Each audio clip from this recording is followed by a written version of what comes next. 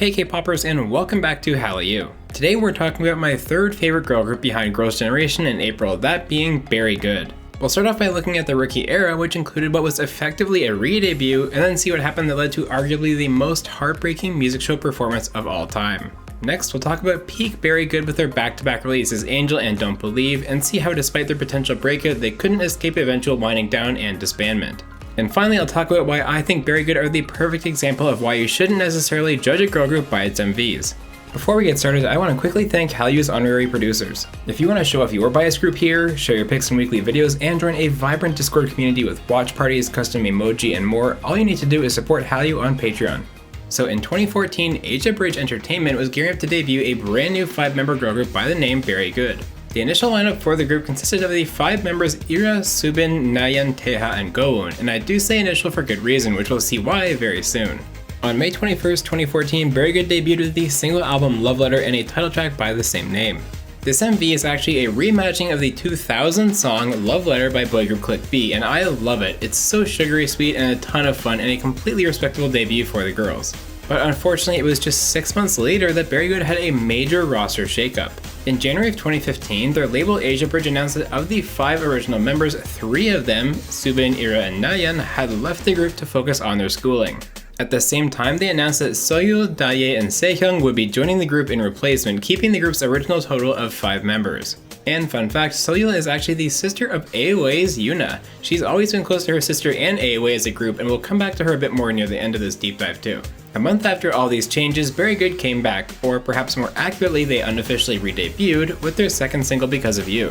This song was a lot more relaxed than their debut and a lot more easy listening, with lots of scenes on the beach and casual shots of the members having fun together sightseeing.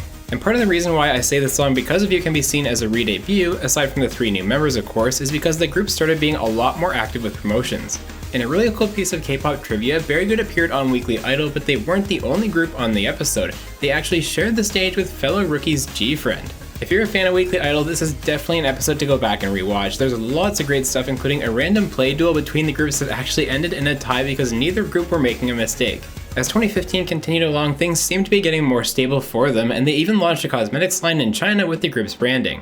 Unfortunately though, for the members, a heartbreaking tragedy was about to unfold. The heartbreak comes in the fall of 2015 as Very Good releases their 3rd single, My First Love. And you might need to get some tissues ready because if you've seen the old deep dive I made about this story, you know how sad it really is. This song, My First Love, was the work of the legendary composer Ju Tae-young, who had been famous since the 1990s for making hits for Finkel and Sechkis. Ju Tae-young worked very closely with Very Good on their music, and he's credited on a lot of songs in their discography up to this point, including My First Love. And he actually survived a battle with blood cancer in 2001, but sadly it returned and he would eventually die of leukemia in 2015.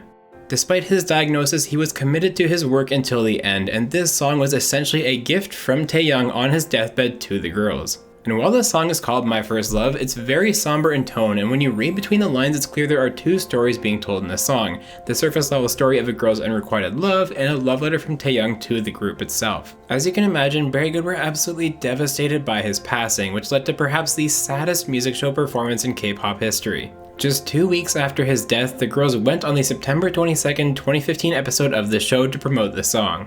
Understandably, they couldn't hold back the tears while performing, especially members Gowoon and Soyul.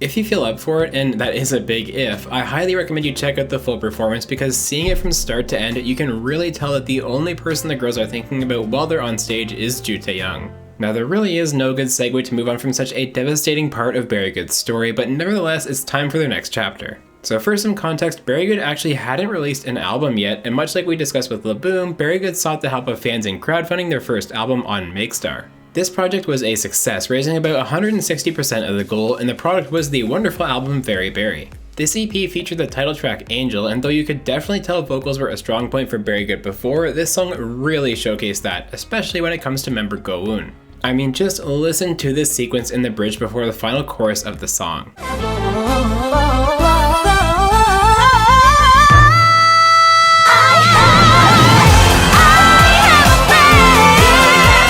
Very Berry was a great EP, but unfortunately the sales were quite low, only about 1,500 copies, so the girls returned to Make Star once again with the goal of making just a new single.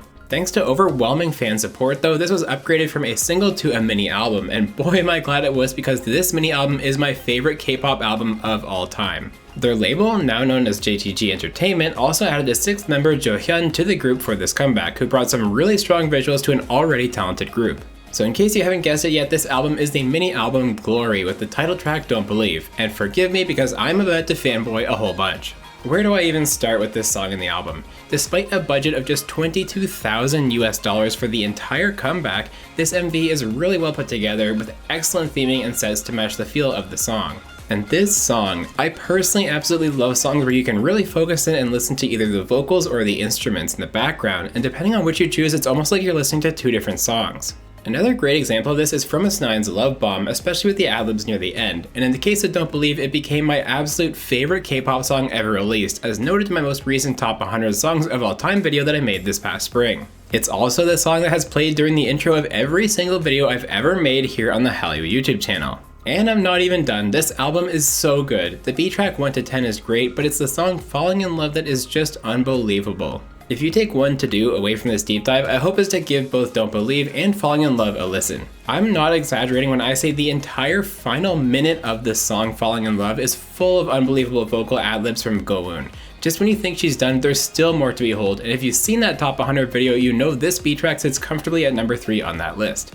Okay, so now that I've gotten that out of my system, let's get back to the story, shall we? With the significantly higher quality production that came with Don't Believe, I personally had very high hopes that this would be Very Good's chance to break out. But unfortunately that didn't quite happen, and we're about to find out why. The girls returned to Make Star once again to finance their next digital single, Bibbidi Bobbidi Boo. Even I have to admit, as a big fan of the group, this was a pretty cheesy comeback and not quite what I was hoping for after their previous comeback, but it was still a lot of fun, and the group also used their promotions as an opportunity to do some good in the world. What they did was essentially the girls took on part-time jobs for a short amount of time between their schedules, and they donated the money they made to those less fortunate. This was around the time that the group's pace started to slow down though, as it wasn't until about a year later that we got a new song, and it was actually from a subunit. That subunit was called Very Good Heart Heart, which consists of the members Taeha, Sehyoung, and Go-eun, which debuted with the song Crazy Gone Crazy in the spring of 2018. I really enjoyed this release as it carried a much more mature concept reminiscent of some of the concepts you would be more likely to see from older girl groups at the time.